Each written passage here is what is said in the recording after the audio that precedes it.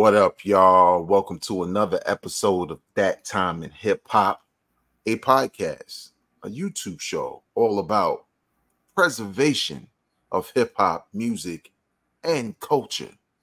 With me, as always, we 70-something episodes deep. It's the homie from IntoTheDome.com, Into the Dome podcast right here on YouTube. Subscribe. Tony, what's good, bro? Look, man, we just did 35 miles tonight. It's hot as hell. You know what I'm saying? Mother Nature was banging us to death today, so I'm drinking some sparkling water. No beer tonight. Sparkling water to rehydrate, man. But everything is good. Family good. How you doing, brother? Everything cool?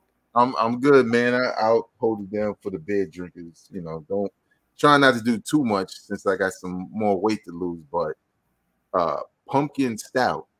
Hey man, that's good stuff, but that's for the wintertime, dude. You don't drink that while the sun's still out. It's pumpkin seed. Oh well, shit, the sun down here.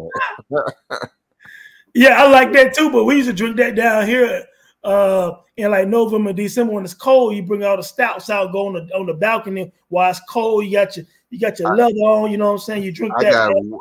I got a whole stash for the winter season. Oh, I do too. Got some drinks I've been sitting on, man. But for those who are watching, again, like we said about this podcast, if you're watching for the first time, man, when I say we've done over 70 episodes, it's not just two people talking. You know what I'm saying? Just to be talking. We're not just loosely going back and going off nostalgia and what we think happened or revisionist history style, talking about hip hop and moments in hip hop. What we do is we pick these subjects and we really deep dive into them. It doesn't matter if it's the 80s, your favorite artist, a record label, a publication like The Source magazine, analyzing an album like Nas's Illmatic. Not to call it great like we don't already know that, but to say and pose the question and analyze and dissect the question, did The Source create the legend of Nas's Illmatic? That's the kind of content you can get with That Time in Hip Hop. That's the kind of content you can get on Into the Dome podcast, as well as my podcast, Hip Hop Now. So you are in the right place if you came to learn, reminisce, or just get some really great hip hop content, right? None of that Olympics breakdancing shit. You know what I'm talking about. Oh my God, the worst. None of that. But we like to start these shows off with kind of remembering something that came out this month. And this month, on August 27th, 1996, Outkast's sophomore album, ATLiens, dropped. Now, for those who were outside, those that were there for it, it was a totally different Outkast than what we got on their debut, in a good way. Tone, when ATLiens dropped, you heard Elevators, the album came out, you saw the album cover. What was your thoughts about Outkast and the music they put out then? Well, first things first, being from North Carolina, we, not too far from Georgia, and so we rock with Outkast hard. So Southern Playalistic Cadillac Music came out, Players Ball and Get Up, Get Out. We loved Outkast, and we knew it was something special. That's also Outkast saying the South got something to say at the Source Awards. So we was riding high on Outkast and anticipating that sophomore album. Couldn't wait to hear it. Didn't know what to expect. But at the end of the day, you probably thought it was going to be kind of like Southern Playalistic Cadillac Music again, because, most artists have a theme that they stay, or a sound they stay with. Right, well, right. Outkast has shown in their illustrious career that that's never the case with them. So hearing Elevators, that bass line, I mean, people were looking at each other like, oh shit, what is this? You know what I'm saying? Like, this don't sound like Get Up, Get Out of Players Ball, but it was hard and knocked. And then we knew they could rap anyway, but hearing them on Elevators, it's like, also we knew they could rap, but they real lyricists. You know what I'm saying? Like, they are true lyricists, man. And then we found out Andre and Big Boy, I want to say, produced Elevators. Even though Organized Noise did, 99% of their work, Outkast produced some of their songs too. Some of their own music. So you get that, then you get the album. I went to the School Kids record store in Greensboro. I'm at UNCG at the time in college, and I picked up the album. Back then, man, we used to go buy albums, people. There was no internet in 1996 like that for music. So you go to the record store, I pick it up, like you said, Veg. I see the covers. It's weird. Don't look like they sitting, downtown ATL on top of the hood somewhere with an Atlanta Braves hat or jersey. I mean, it's just like, what is this? They spaced out in the jungle, space jungle. What is this? You put that album in, and that You May Die come on, and I'm like, oh my God, in the summer, in the city. I'm like, and then you go into Two Dope Boys in the Cadillac, and I'm like, oh, we on this time now, you know what I'm saying? And then, man, you get to Babylon, and I said, okay, now they one of those groups, they special. Right. You know what I'm saying? What Andre say, why they ranting Rainbow gas? Nigga, they made them gas. They got some shit to blow back from where they stay at. You know what I'm saying? Like, they start going somewhere else, man. Jezebel, you know what I'm saying? Just the album was absolutely incredible, futuristic. It still sounds fresh today, decades later. 5 mics to me, following up a 5 mic classic like Southern Playalistic. We knew they was here to stay. After you get to the end, with the 13th floor, whatever, the end of the ATL, was like, yeah, they gonna be legends. Right. We felt it here, man. What was y'all thoughts, man? What your thought? You from New York, man. You from Brooklyn, whatever. What was you thinking when you heard ATLs, and what was some of your people upstate thinking, man, when y'all heard that ATLs? Well, at the time, I was attending Morgan State in Baltimore, Maryland, and 96 was probably the one. I actually went home that summer, but 96 was a time where I spent more time in B-more in school. But obviously, a lot of my homies is from NY, and a couple other dudes from other places like Philly and DC. And shout out to the homie Zoe from Sacramento, California. It was like you said, man. It was really like. Let me just say this. For me personally, that's when I really got into Outkast, because I like Southern Playalistic, but I really got into them because what was so hip-hop about this switch and skill and sound and all of that was like, that's what their name means. That's like a manifestation of their Outkast. Like, we not going to do no shit you expect. It's going to be hip-hop, and we're not going to do anything anybody else doing. We are us, and this is our sound. And when I heard Elevators, like, that shit was getting played at the club. Like, that's not really even dancing. You just rapping to the shit. I think in a lot of ways, like, it grabbed everybody's attention. You know what I'm saying? Especially me and my friends from, NY, because we already knew Outkast. We thought they were dope, but this was different. Yeah, man. Like you said, this was like raising the bar where it's like, oh, they just not another 90s group amongst 90s groups. No, they're in the top tier. And like you said, it's like, we didn't throw around the word classic like that. We just knew some shit was really special. And it took time for us to say classic. Mm-hmm. But that's what we meant when we said some shit was special, or we reacted in a way. We knew this shit was different. And at a time where different was paramount, you had to be different.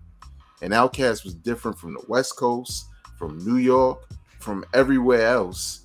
And like you said, man, this is one of my favorite albums. Like, I go back and forth between my favorite Outkast albums, between this and Aquemini.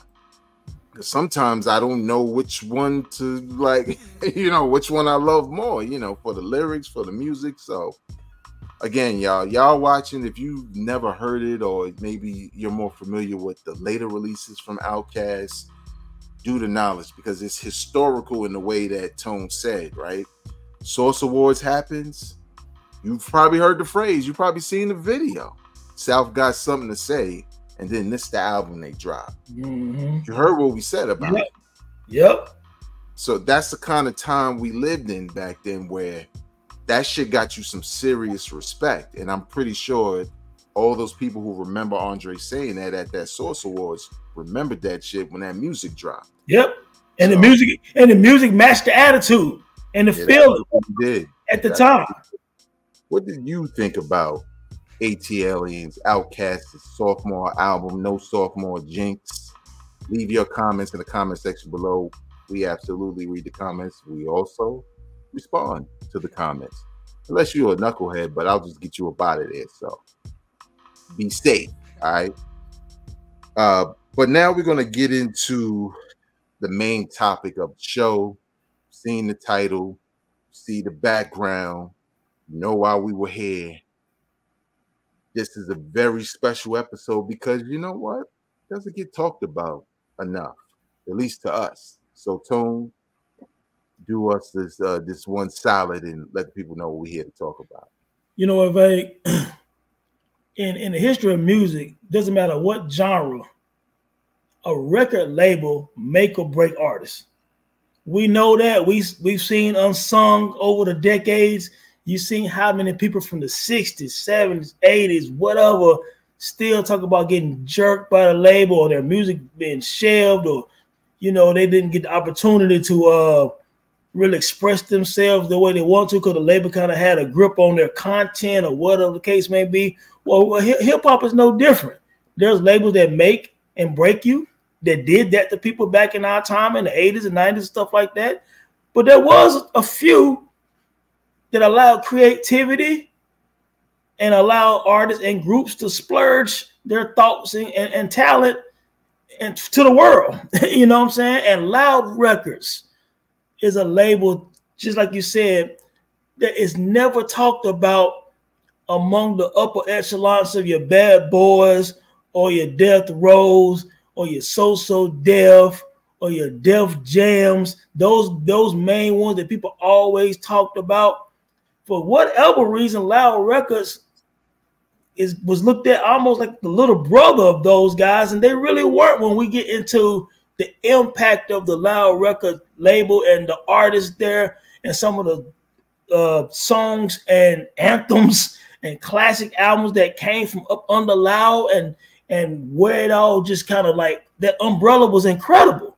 You know what I'm saying? And, you know, Steve Rifkin and Rich Isaacson, you know, 1991 starting this label, man, and the impact was felt for quite a few years until, you know, situations happened where Steve Rifkin at some point sold 50%, and at some point it went to Sony Music Group. And we'll get into some of the politics of all that because it is a record business.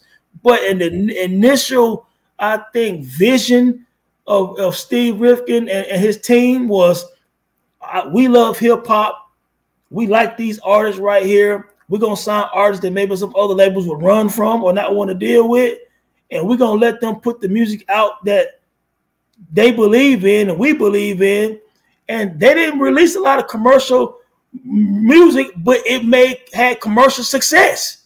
You know what I'm saying? So just your initial, and we'll get into the artists and the album vague, but when you think about Loud Records, man, like, what's some of your initial thoughts, and why, if you even think that people look at it kind of under these other labels when it shouldn't have been, but why do you think that's the case?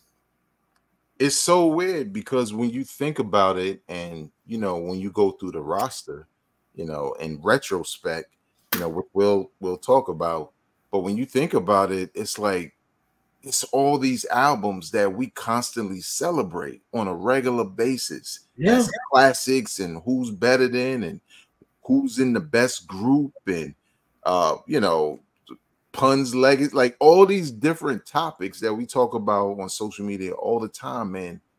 Half them artists and half them albums were on Loud Records.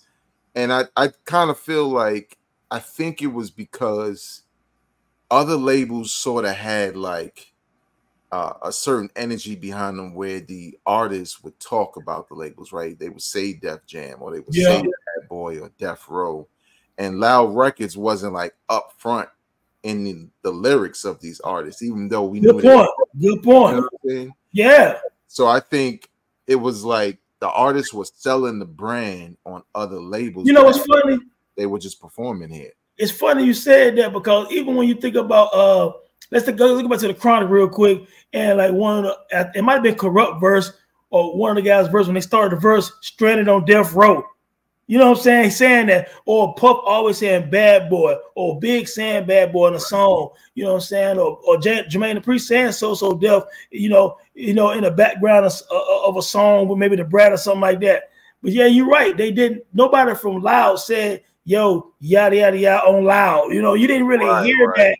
But another thing too, Bag, I just thought about just while you was talking. And sorry to interrupt, but you know, Bad Boy represented East Coast, right? Death Row, you know, it was West Coast. They talked about the West Coast.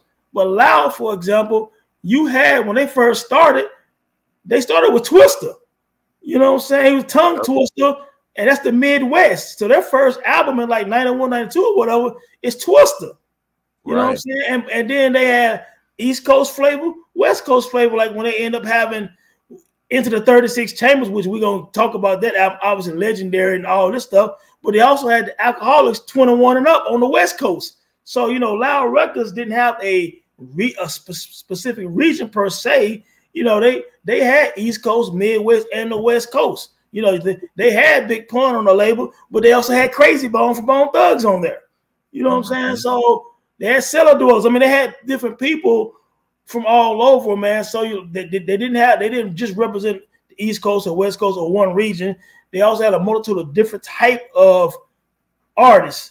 You know what I'm saying? So I think they had this big bowl, this gumbo. You know what I'm saying? And because like you said, the name of the label wasn't pushed by the artist, and nothing wrong with that. You know what I'm saying? But it wasn't thrown in your face a lot. You know what I'm saying, by the artist. So in their lyrics, so I think people slept on it. Yeah, it's kind of like they didn't put the brand in front of the artists who were a part of the brand, like other labels. Like other labels kind of made it seem like it's about the brand, and then the artist is second in a lot of ways. And even though, you know, you talk about huge stars like Snoop and Biggie and all of that, but still the brand of Bad Boy was big, and the brand of Death Row was big, and No Limit and all of that.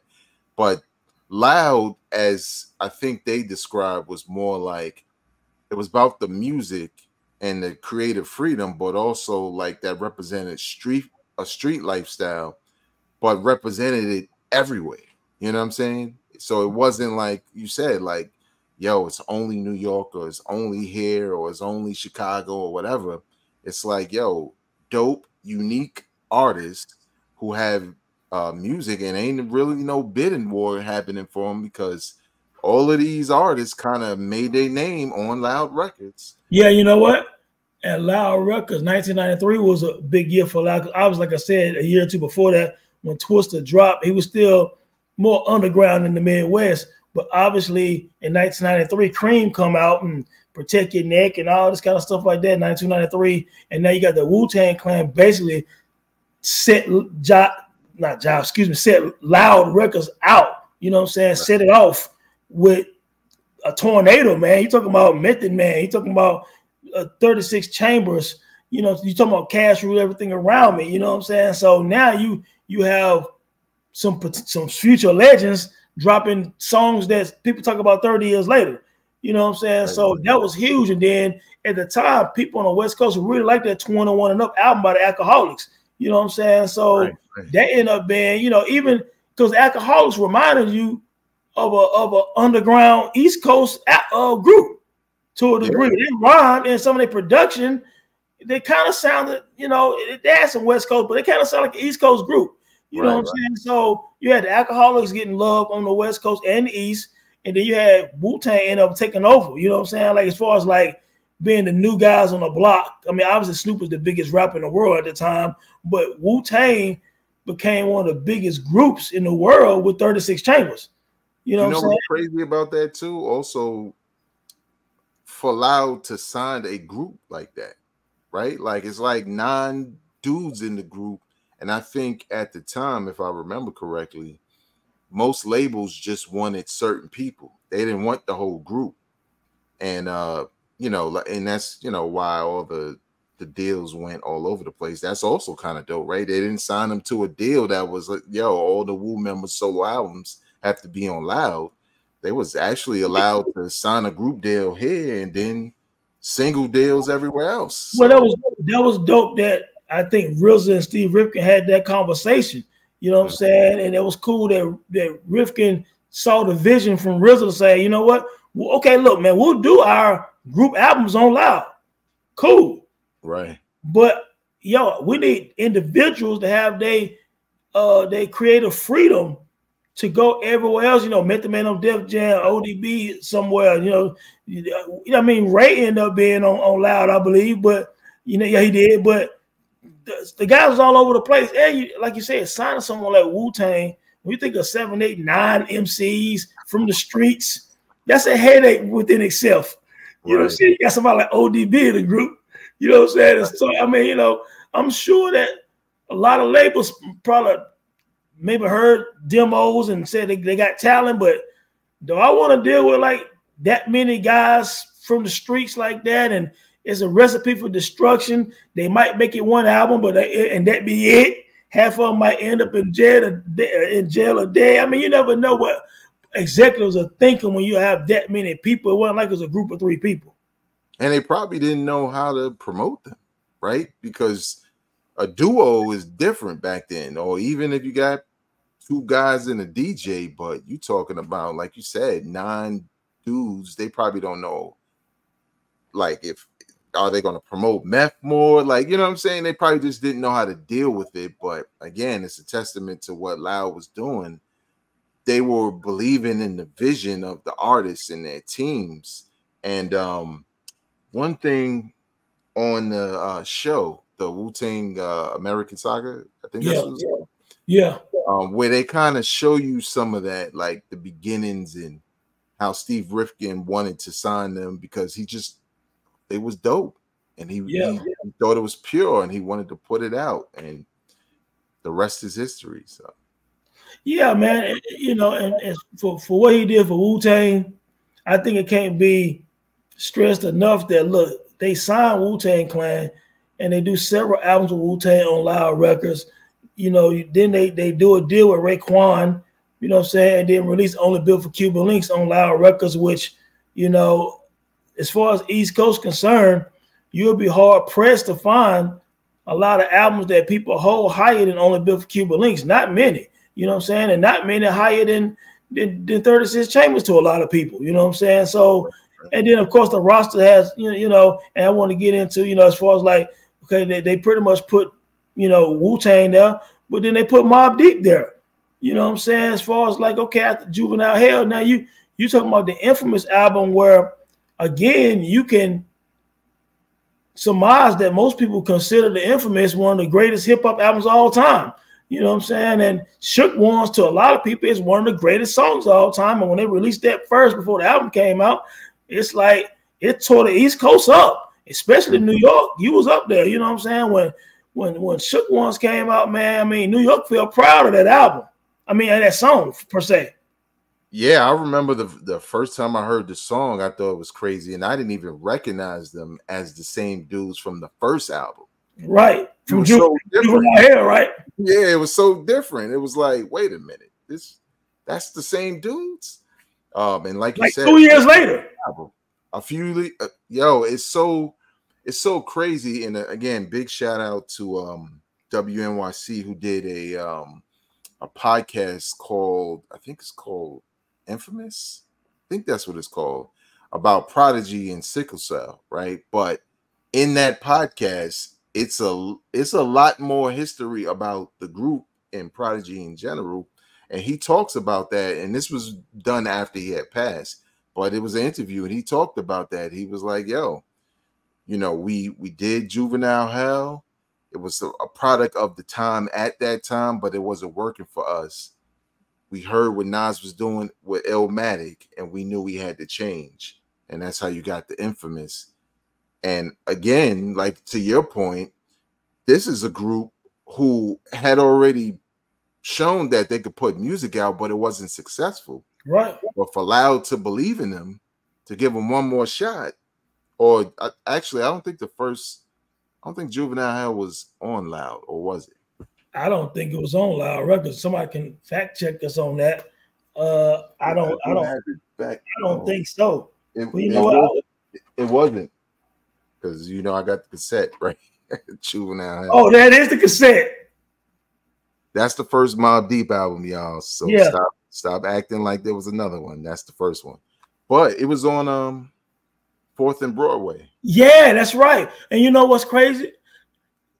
Steve Rick and they did the same thing for Mobb Deep. They did for Wu-Tang. What I mean by that is this: you have the group in Wu-Tang, and they have Raekwon on Loud dropping Cuban Links. Mobb Deep is on Loud, but Prodigy is Loud Records as a solo artist too. You know what I'm saying? Right, so right. I thought that was real dope as well, man. And again, they got those two groups who Loud Records, the reason why they was able to put out the music they put out, and a lot of their success is owed to Loud Records, man. You know what I'm saying? Like, also, around that time, when right after the Infamous dropped, like a year later, Exhibit on the West Coast is on Loud Records. He drops At the Speed of Life or whatever, and Paparazzi is a big song at the time on not only on the West Coast but on the East Coast because of that production, Exhibit voice and rhymes and power on the mic. You know what I'm saying? And he's had an underrated career of some really dope songs, some really dope albums. If you go back and listen to some of Exhibit earlier albums, man, dude can spit flames. You know what I'm saying? And yeah, man, his debut being Loud Records, man, and man, they opened the doors for so many different type of rappers, man. Like it wasn't like they were sticking to a certain kind of sound, even though a lot of it was street hip hop. It wasn't from, like I said earlier, from just one city or one region, one state or whatever. They was all over the place with their music, man. When you think about it, it's something that's unique to certain labels, and it's probably the reason why, like obviously the branding helped, but us looking at Loud Records and even just talking about this artist in the beginning, trusting your artists enough to know that they're going to make great music. But to Tony's point, it's not just dope hip hop that came out of it. You got classics in the game. You got certified platinum albums, and like, you know what too? I had a thought. All of that happened without that label asking any of the. I'm gonna read a few artists off from Loud Records in a second. None of them compromised their sound. I mean, Mobb Deep's single for Infamous was Shook Ones. It wasn't something for the radio friendly. Wu-Tang Clan, Method Man. You know what I'm saying? Cream, So Simple. Right. These aren't radio songs. They just end up being dope enough to be on the radio. There wasn't an R&B chick on the hook. There wasn't like, it wasn't. So let me just name a few people though. Yeah, as far as like over time, these are some of the people that was on their roster. You got Mobb Deep, Wu-Tang, MOP, like I said, Raekwon, the Beatnuts, Pete Rock. We're gonna get into Pete Rock in a minute. Dead Prez, Alcoholics, Lil Flip. You know what I'm saying? That's Texas right there, if I'm not mistaken. 3 6 Mafia, Crazy Bone, Exhibit, man, Sadat X, Prodigy, Cellar Dwellers, and many. Even they even had R&B. They had a girl named Wavette Michelle. If you remember the Funkmaster Flex, Volume 1, Crazy About You, Mr. DJ. Right. The set-off song, Wavette Michelle had an album on Loud. Then they had a young lady named Davina. Davina was hot. Right, you know what I'm saying? She was on Loud Records. She had a dope album that really got slept on because what happened was she came out at the same time Erykah Badu came out and got overshadowed by On and On, overshadowed by Baduism, which that's a landmark album for that cult for that time in R&B and all of that stuff like that. So, but Davina had that song also with Raekwon, her record label made on it called oh my God, it's gonna come to me in a minute. But Davina had a dope song where Raekwon was on a remix. Oh, I know what you're talking about. Yeah. Shit, I can't remember. It's on the tip of my tongue right now, man. But I'm gonna pull that up. But nevertheless, they had a little bit of everything on that roster, man, and all of them was able to show that creative freedom. None of them had some corny like attempt to be on the radio. You'd be like, oh man, Beatnuts had that song that just didn't pop off. Nah, they had it off the books. You know what I'm saying, or whatever. So, they had You Get Props over here in '94 on the debut album, which I love the debut album by the Beatnuts. So none of these people on here had to change. MOP ended up coming on later. I think their third or fourth album or whatever, Warriors or whatever, that was on Loud Records. The first few albums was on something on like Relativity or something like that or whatever. Yeah. But they ended up being on Loud for the Warrior album, big album. You know what I'm saying? And you know MOP wasn't gonna change their sound. You know what I'm saying? And they went and Dead Prez when they came out. Hey, thanks to Lord Jamal for finding these guys and for helping produce a lot of their work.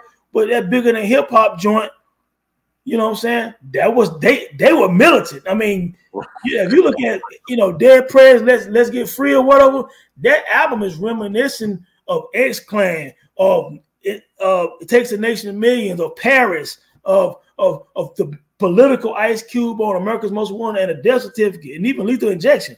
You know what I'm saying? Dead Prez were very militant. You know what I'm saying? And they came at Loud Records. Listen to that album. They saying they calling people crackers and everything on that album. And Steve Rifkin and Isaac said, I mean, they not black. Right. They like let it rip. They let Dead Prez do their thing. Right.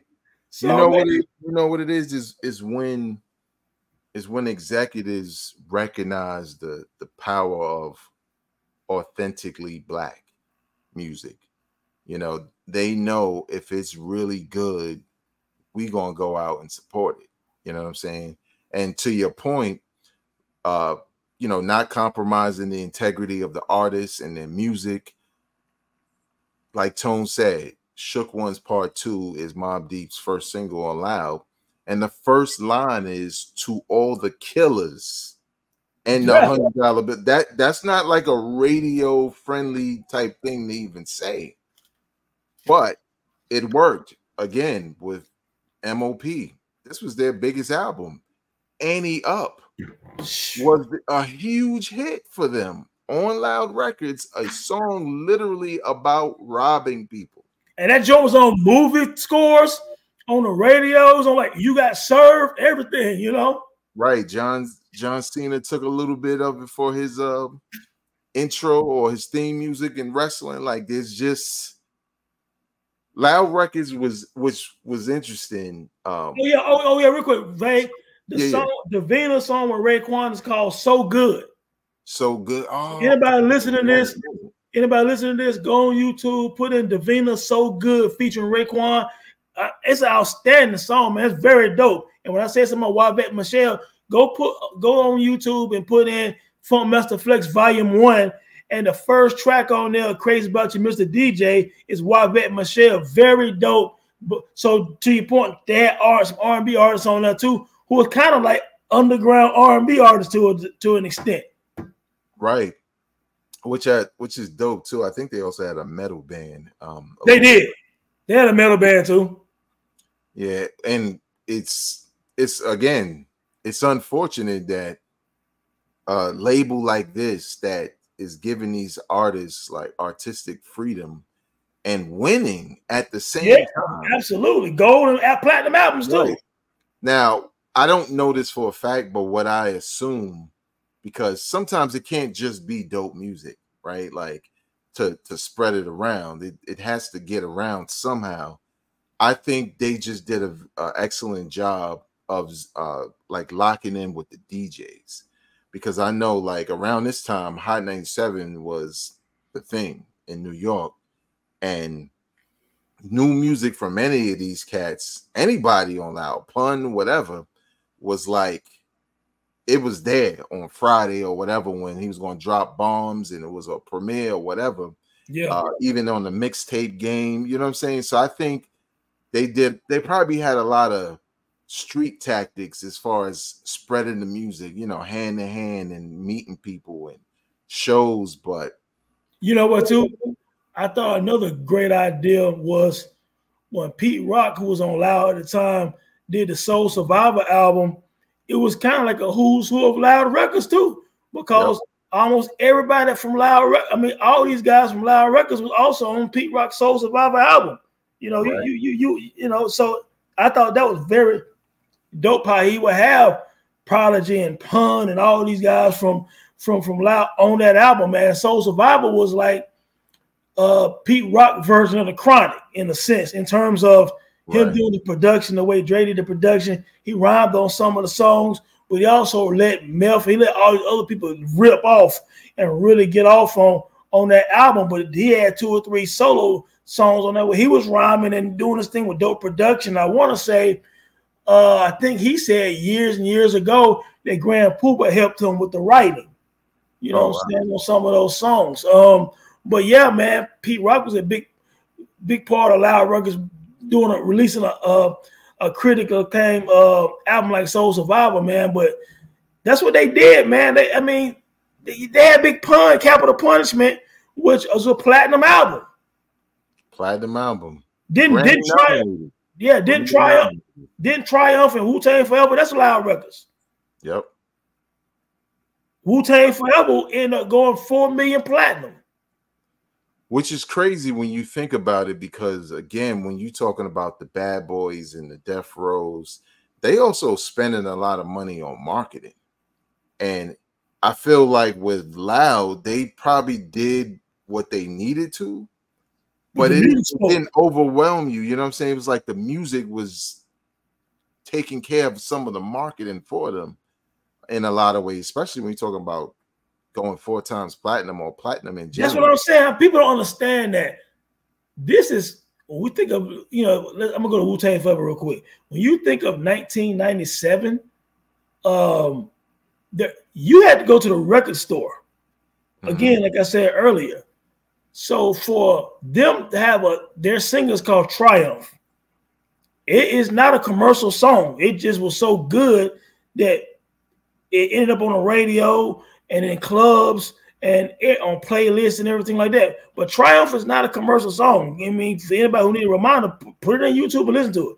You know what I'm saying? And that's your lead off song. And then it's yours. It's not, it played in clubs and stuff. It's not a commercial song. Listen to the beat and the lyrics.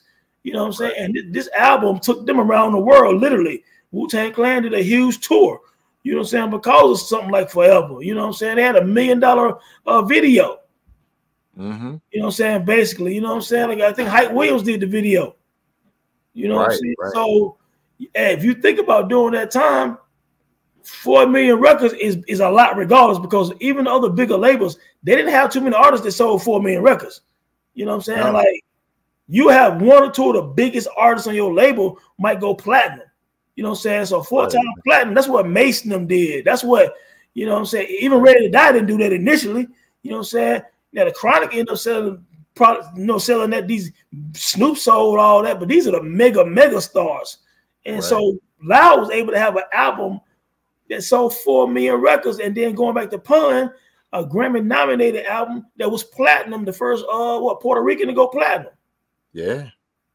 Well, you know what's crazy about that too, for people watching who don't know whether you were there or not, to give you some context, yes, hip hop started in the 70s, but hip hop wasn't selling a lot of records until like the mid 90s. Now there were artists that went platinum, but it was just like LL and he's in the bag by himself, Run DMC and they're in the corner by themselves, right? It was singled out, but it wasn't until the 90s where you could have several groups and artists go platinum in hip hop if they were lucky enough, let alone be on a label that's just straight boom bap, straight hip hop. Like Mace had to compromise his whole style. Yeah, he didn't even rap like that at first. Right, in order to go platinum.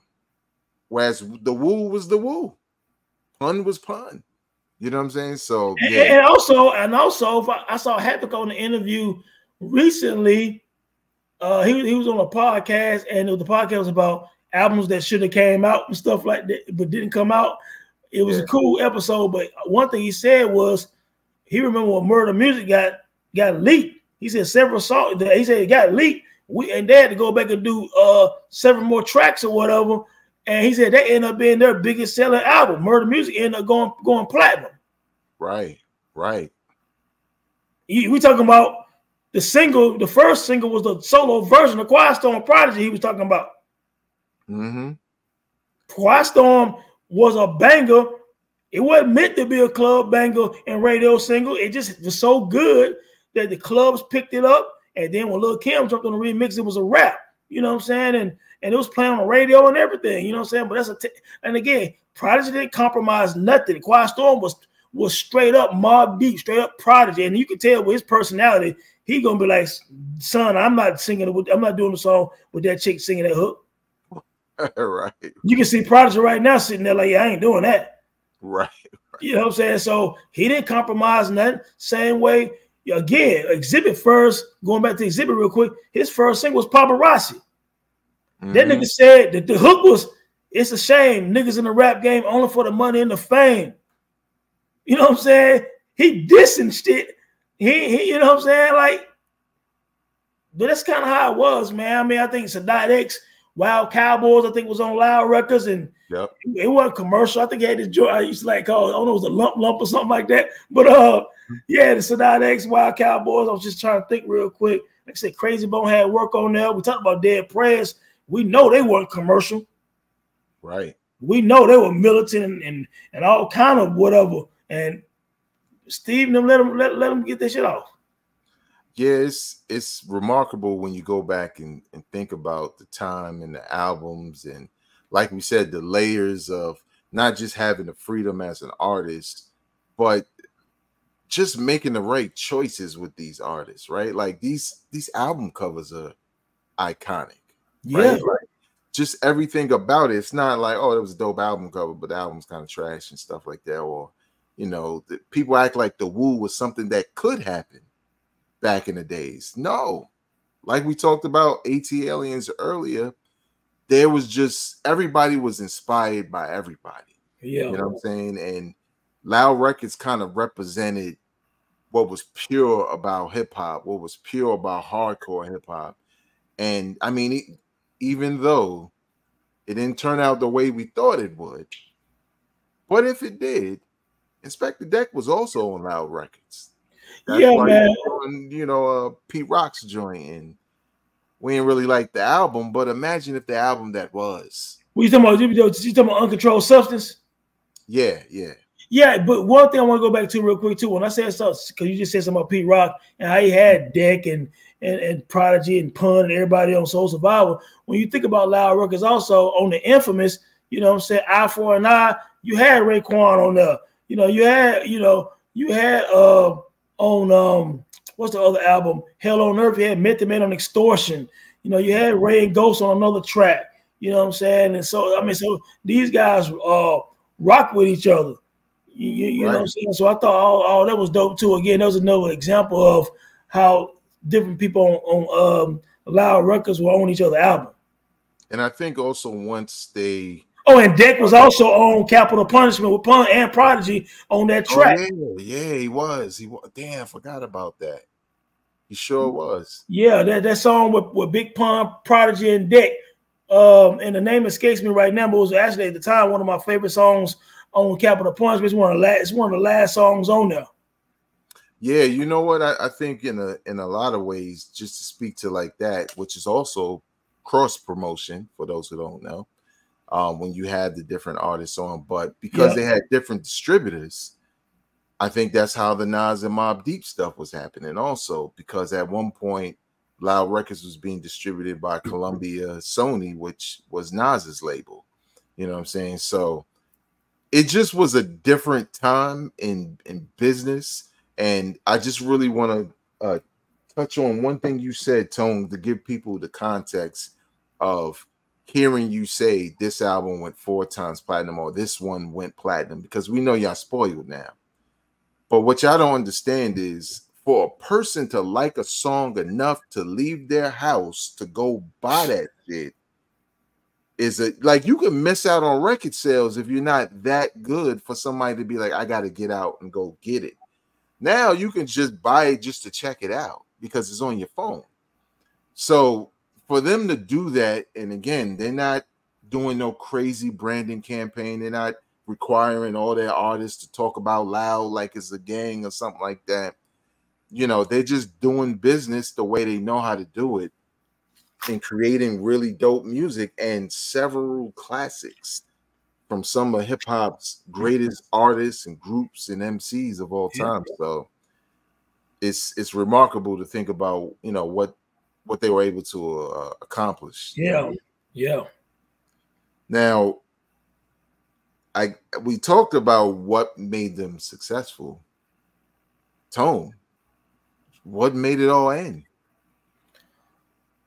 Well, I mean, on one end, I think in 1996, Steve Rifkin saw, look, man, I'm a businessman first.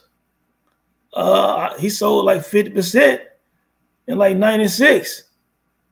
After that, you know, you're looking at, he was the driving force, I think, of Loud Records. I know he had a partner and I know he had other people he worked with, but I think once his involvement got to be more minimal, at the end of the day, it's like the CEO halfway retired and he barely comes to the office, and all of a sudden stuff just started not really getting done the way it needed to get done. And I think they changed distribution companies a couple of times, and they was working with a bunch of other different companies. And I just think that probably behind closed doors, it started probably getting a little sloppy, like most labels.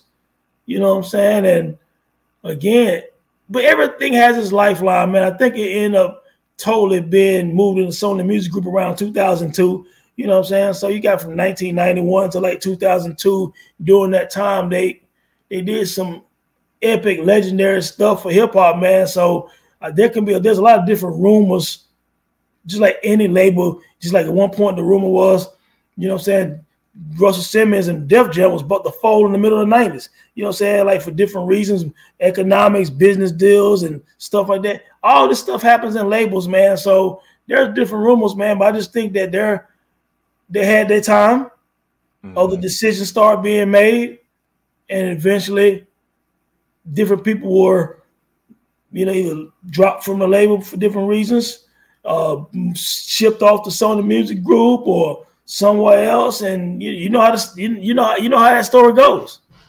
Yeah, I think you touched on something that makes a lot of sense. Like with Steve Rifkin, it's a smart business move. Like to him, 96 was a peak for something that, you know, was unconventional in the history of music industry, because typically they push or drive the artists in the direction they think they can go for the most success.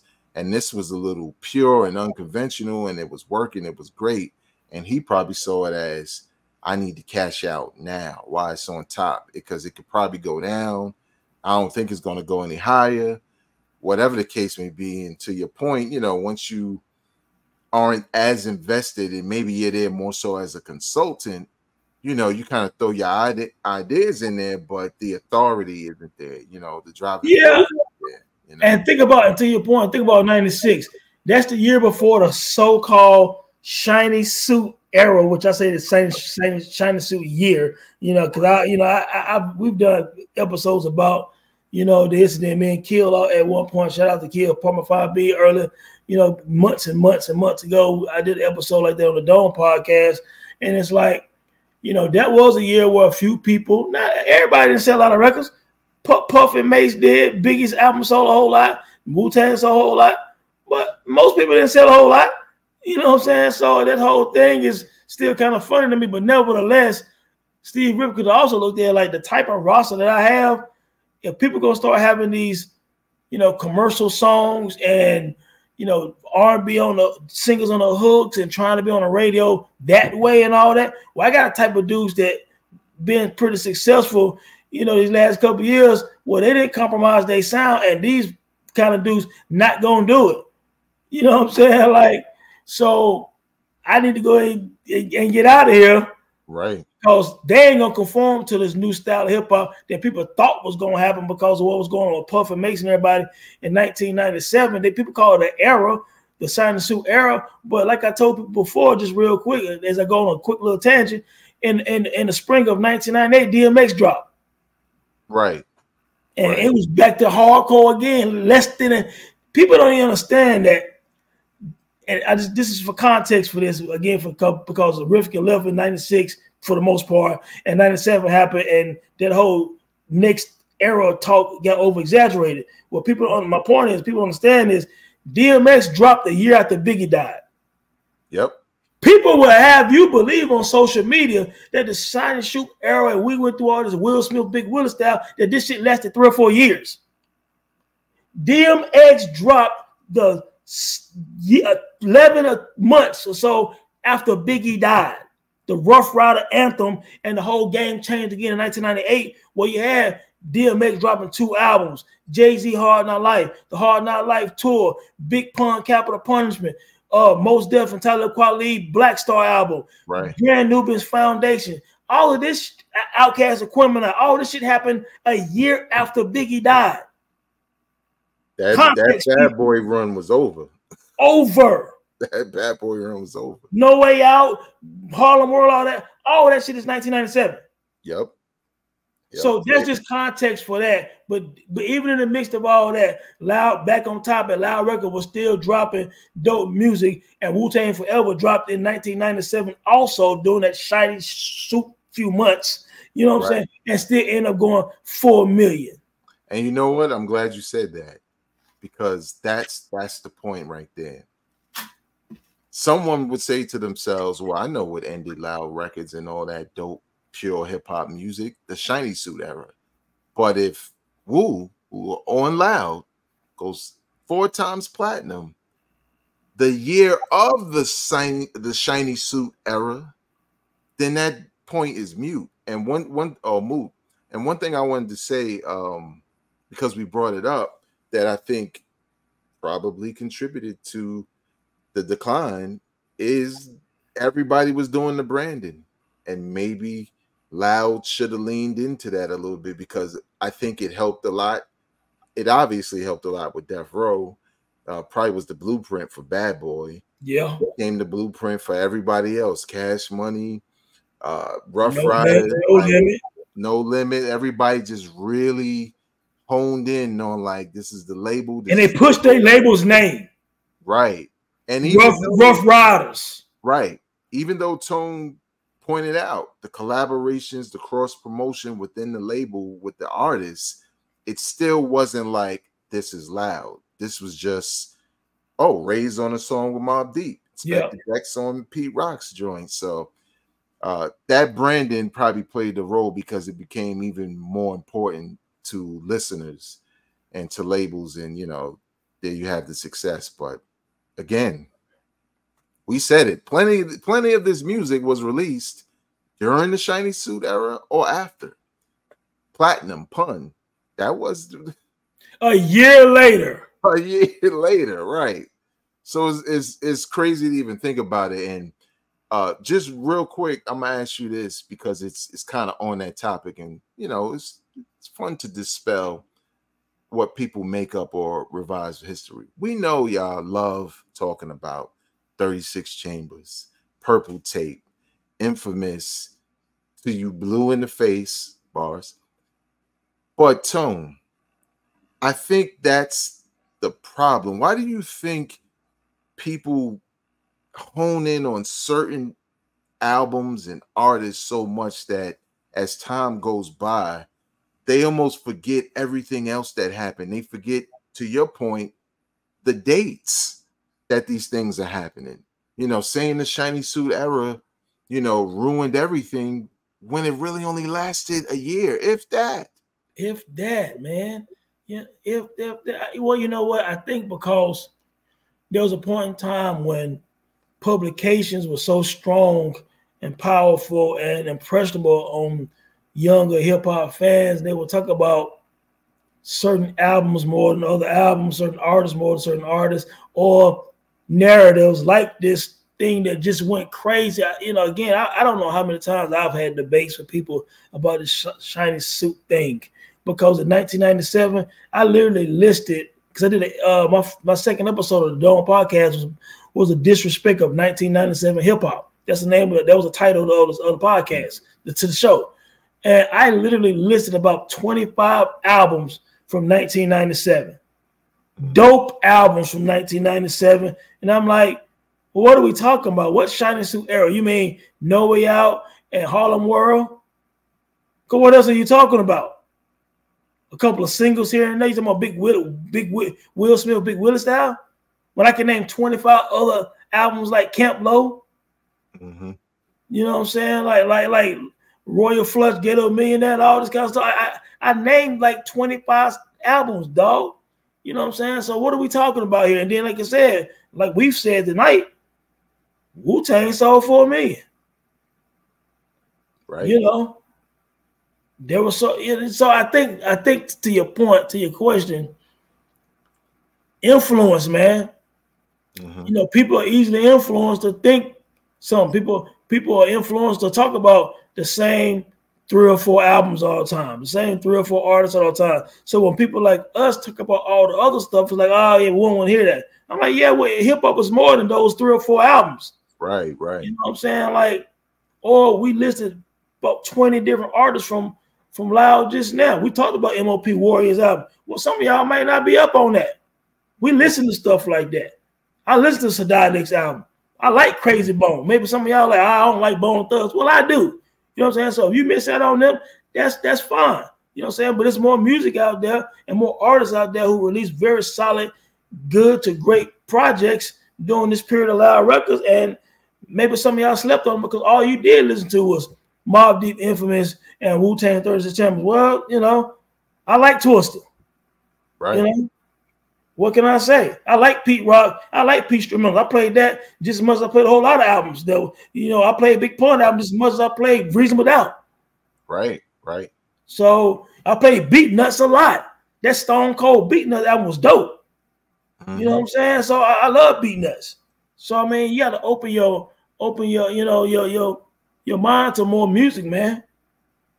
Yeah, you know what? Like honestly, it's definitely a lot of that, and I think what people don't realize, because a lot of times they want to it's kind of seen as like a weakness to feel like you've been duped, even though it's not really being duped. It's the fact that the marketing was just better. You saw more Bad Boy when you watch videos. You saw more Will Smith, Big Willie style. You more importantly than seeing the video every moment, you saw the coverage, right? Like Will Smith is gonna get booked for Good Morning America. Mobb Deep ain't getting booked, not back then, for no Good Morning America. Don't matter how big they were, you know what I'm saying? But Will Smith it's a movie, it's an album, it's all this stuff, and there's marketing dollars behind it. So it appears that the Shiny Suit era covered everything. Yeah, right. You know what I'm saying? But Morales, man. Right, but down on the ground, what was actually happening was, at least with hip hop heads and people even speaking with their dollars, was like other people was getting money too. You know what I'm saying? Other people were going platinum too, and it didn't end what people loved about hip hop. It's just that hip hop's like any other genre, and once it became a business, there's just going to be different layers to it and different types of artists. So it's crazy to even think about. So what did y'all think about Loud Records, its time in hip hop, its place amongst record labels? We have a thing we like to do at the end of these episodes where we ask a question, and my question, I'll pose it to you, Tone, is what labels or a label that you can think of was comparable to a Loud Records as it relates to their output and maybe even success? Well, we did an episode on one not very, very recently, and I would say it's very comparable. That would be Rawkus Records. Yep. I think that, you know, nobody's artistic integrity was challenged. Mm-hmm. You know what I'm saying? They made the kind of singles they wanted to make for their albums. Their albums had kind of songs that sounded like that artist, nothing that was forced or nothing that sounded like they were trying to compete with, with Puff or whoever. You know what I'm saying? So I think that it will be Rawkus. Rawkus has some platinum and gold albums. Rawkus had a couple of big singles, and I think that their roster has some very dope, creative, and diverse MCs on it.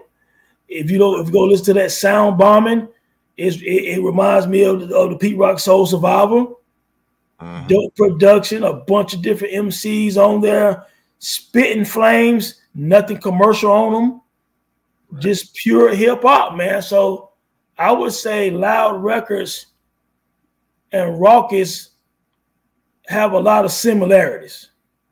Yeah, it's almost like they overlap each other, and Rawkus grabbed the baton and went a little further. It was kind of like that. If you think about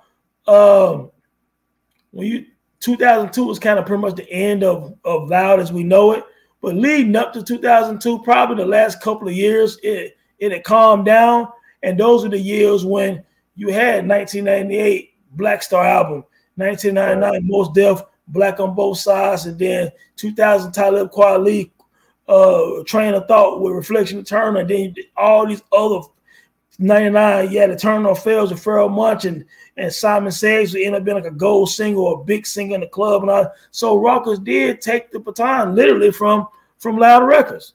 Yeah, which is dope. And again, dope. These are the things that, with all the conversation, all the debates on social media about hip hop and the place of artists, the place of albums, the place of record labels, this is the full context of what really happened. Like, this happened. You know what I'm saying? So actually happened. It actually happened. So the best thing for you to do is support real hip hop. If you want to see things like this happen, even though we kind of got them. Like, I like to, and I'll throw one in there. That's not necessarily a back in the day, but it kind of reminds me of everything we just said about Loud and artist freedom and expression. But I think TDE is a little bit of that also. You know what I'm saying? Because it commercially successful. Yeah. But these dudes really have been allowed to express themselves in whatever way they wanted, and it's not in any one lane. Like, it's a West Coast based label, but it feels like it's everything when you hear a lot of these artists from Schoolboy Q and all of them, SZA and all of that. So it's pretty dope, man. So leave your comments in the comment section below. Let us know what y'all thought about anything we talked about here. Ask us questions, whatever it may be. Follow Tony. Go over to his channel right now, Into the Dome Podcast. He's talking about this stuff all the time. He's breaking down all albums, artists, debates, whatever it may be. Also follow him on Twitter. We don't call it X. We only call Malcolm X. Right. Okay. Only X I acknowledge. Right. That's the only X we acknowledge. Outside of DMX. Right. Outside of DMX. Right. But yeah, we do this all the time, man. We talk about hip hop. We got more than 70 episodes talking about things like this: movies, labels, artists, moguls, moments in hip hop. You know what I'm saying? So subscribe right here to Hip Hop Now Podcast. Check out more content. Until next time, y'all, go out and support real hip hop. Yes, sir. Peace.